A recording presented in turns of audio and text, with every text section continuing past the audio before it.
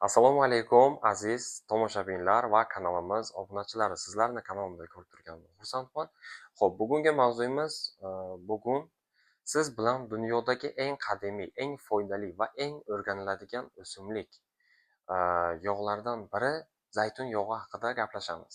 Aynan uning 7 ta foydasi asosiy va real tarzda, ilmiy tarzda man sizga bugun tushuntirib beraman. Mavzuni boshlashdan oldin iltimos qilaman, kanalga obuna bo'lib, like tugmasini bosib qo'yishni unutmang.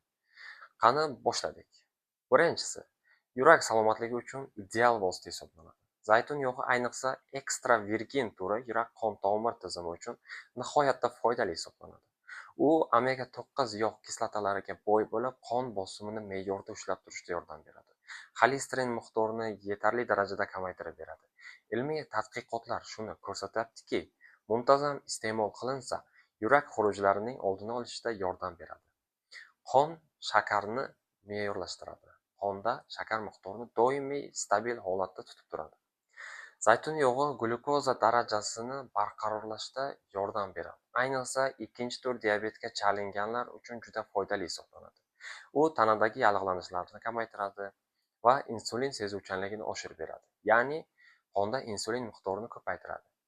Ishlab chiqarilishini rag'batlantirib beradi.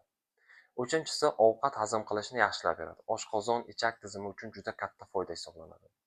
U jigar yuklamasida yog'lar parchalanishiga yordam beradi. Barchasini jigarga yuklab qo'ymaydi. Ayniqsa och qoringa bir qoshiq ichilsa, hazm qilishni faollashtirib, ichaklarni tozalab beradi. To'rtinchisi, terini yoshartiradi. Tashqi ko'rinishga e'tibor beradiganlar uchun zaytun yog'i chinakam topilma hisoblanadi. Ular uchun undagi E vitamini va antioksidantlar terini namlaydi, qarish jarayonini sekinlashtiradi va hujayralarni tiklab beradi. Hatto qurigan sochlar uchun ham niqob sifatida foydalansa, juda ideal tarzda foyda beradi. Beshinchisi, yallig'lanishga qarshi tabiiy dori hisoblanadi. Zaytun yog'i tabiiy yallig'lanishga qarshi moddalarga boy. U ichki a'zodagi yashirin yallig'lanishlarni kamaytiradi. Ayniqsa artrit yoki bo'g'imlar uchun ham, bo'g'im og'riqlarida ham juda foyda hisoblanadi. Qiynalayotganlar bemalol mana shuni qo'rqmasdan qo'llasalar bo'ladi. Oltinchisi, ortiqcha vaznga qarshi kurashishda yordam beradi. Bu yog', ya'ni yog' bo'lsa ham to'g'ri ishlatilsa, semirishga olib kelmaydi, aksincha semirishga qarshi yordam beradi. To'yimlik hissini oshiradi va ortiqcha ovqatlanishni kamaytiradi. Yettinchisi, miya faoliyatini qo'llab-quvvatlaydi. Zaytun yog'i neyrohimoya xususiyatiga ega. U Alsgeymer kasalligini kechiktirish, xotirani mustahkamlashda juda katta yordam berishi mumkin.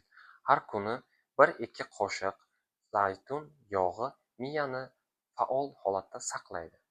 Xo'p, bundan xulosa qilib aytgan shuki, zaytun yog'i bu nafaqat ovqatga qo'shiladigan mahsulot, balki sog'liqni saqlash uchun tabiiy va ideal yordamchi vositasi hisoblanadi. Faqat esda tuting, foydasi bo'lishi uchun sof va sifatli zaytun yog'ini tanlang.